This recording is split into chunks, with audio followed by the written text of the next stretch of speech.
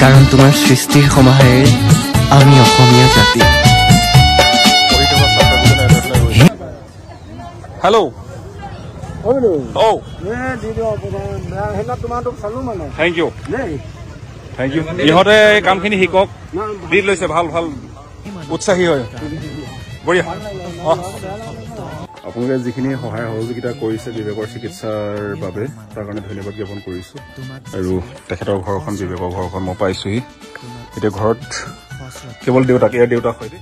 নমস্কাৰ, মই চাবানা বেগম আৰু আমি সকলো হেমচন্দ্ৰ দেৱ গোস্বামী মহাবিদ্যালয়ত অধ্যয়নৰত ছাত্ৰ ছাত্ৰী।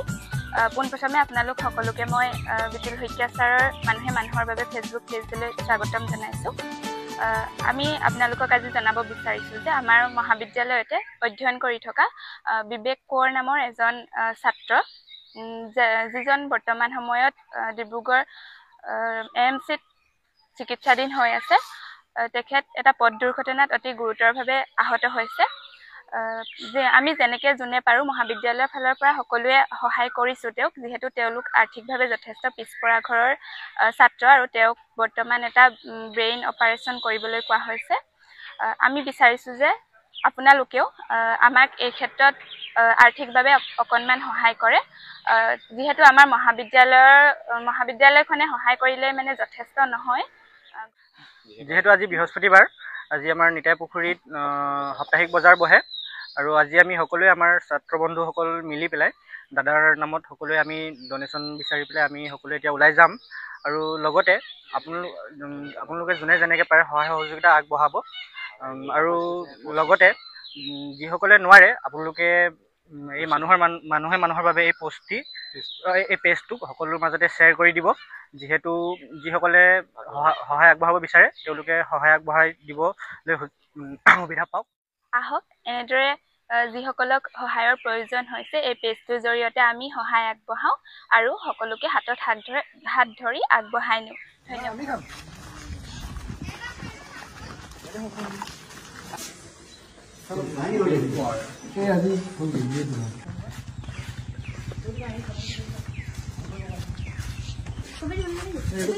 স্কেন কৰিলে নেকি? স্কেন কৰিলে?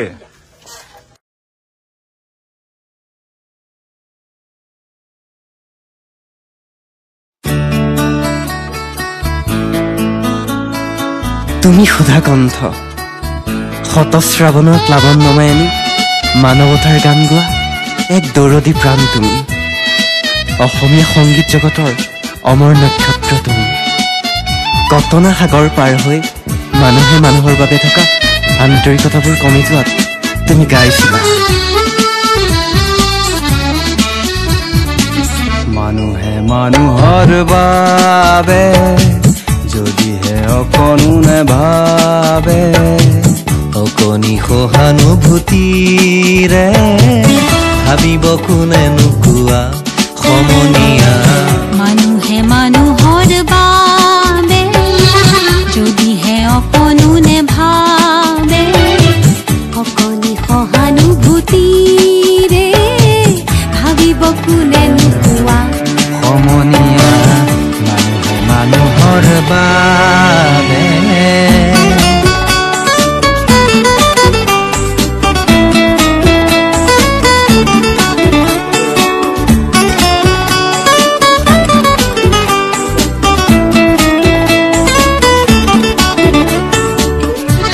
মানৱ পূজাৰী তুমি, অন্যায় অনীতিৰ বিৰুদ্ধে এটি উদাত্ত কণ্ঠ তুমি। অসমীয়া সমাজ সংস্কৃতিৰ উত্তৰণৰ বাবে নিজৰ অনুভৱবোৰক কণ্ঠে নিগৰাই তুমি গাইছিলা মানুহৰ গান। মানুহে মানুহক বেচিব খুজি, মানুহে মানুহক কিনিব খুজি, মানুহে মানুহক বেচিব খুজি, মানুহে মানুহক কিনিব খুজি। পুৰণি ইতিহাস দোহাৰিলে ভুল জানো নহ'ব কোৱা সমনীয়া।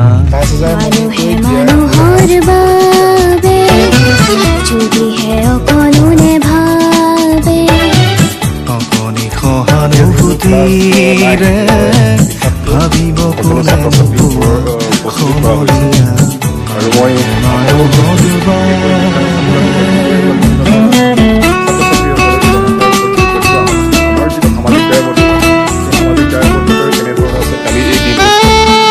মহাবিদ্যালয়ৰ ছাত্ৰ ছাত্ৰীসকলে গোটেই কথাখিনি বুজাই দিছে আৰু এনেধৰণে আজি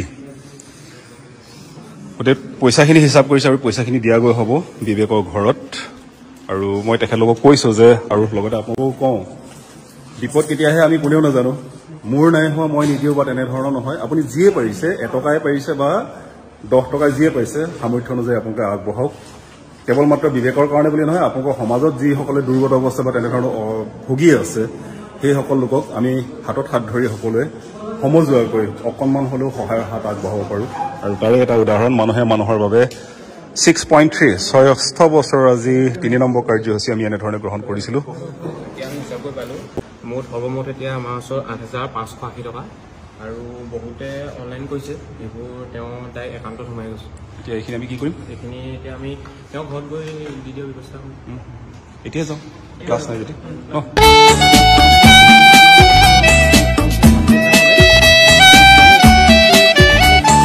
দুৰ্বল মানুহে যদি জীৱনৰ কোবাল নদী পাৰ হৈ তোমাৰ হেল্প কৰিবলৈ মানে ওলোৱাটো মানে মই নিজকে বহুত মানে প্ৰাউড ফিল কৰাটো মানে লাগিছে আজি মানে কাৰণ চব সমান নহয় মেইন কথা চব সমান নহয় আমাৰ যিহেতু আমি বহুত বেকৱাৰ্ড প্লেচ আছোঁ আমিও চবেই পূৰ্ণ নহয় যেনেদৰে তেখেতৰ আমি আজি সহায় কৰিছোঁ কালি দিনত হয়তো আমাৰ যদি কিবা হৈ যায় ঠিক তেনেদৰে সহায় সহযোগিতা আমাকো নিশ্চয়ভাৱে আগবঢ়াব আমি সকলোৱে আমি সদায় অকলে কেতিয়াও একদম টপত উঠিব নোৱাৰি চবেই যদি হাতে হাত ধৰি পেলাই যদি আমি আগবাঢ়ি যাওঁ একেচাতে আমি হয়তো ওপৰলৈ উঠি যাবলৈও আছোঁ জীৱনত আগতে এনে কাম কৰা নাই কিন্তু এইবাৰ প্ৰথম কৰিলোঁ যিটো কামৰ কাৰণে নিজে বহুত ভাল লাগিছে যে কাৰোবাৰ কাৰণে কিবা এটা কৰি ভাল লাগে মানে যোৱাকালি আমি যেতিয়া আমাৰ সাপ্তাহিক বজাৰ ওলাই গৈছিলোঁ তেতিয়া আমি তাত ঘূৰি থাকোঁতে মানে কেলেণ্ডাৰ এই বিক্ৰী কৰি আছিলে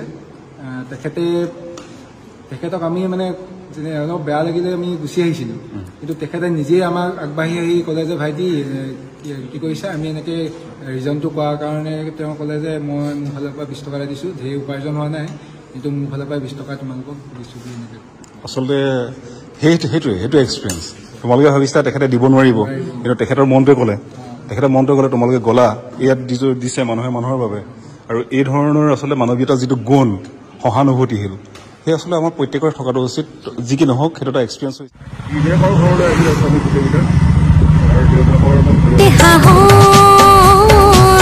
তুমি হেৰুৱা বানু কি দুৰ্বল মানুহে